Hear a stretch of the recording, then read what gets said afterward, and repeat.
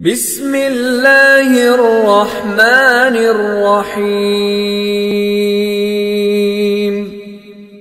ألهاكم التكاثر حتى زرتم المقابر كلا سوف تعلمون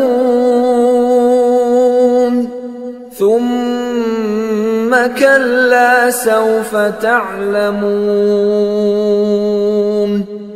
كلا لو تعلمون علم اليقين لترون الجحيم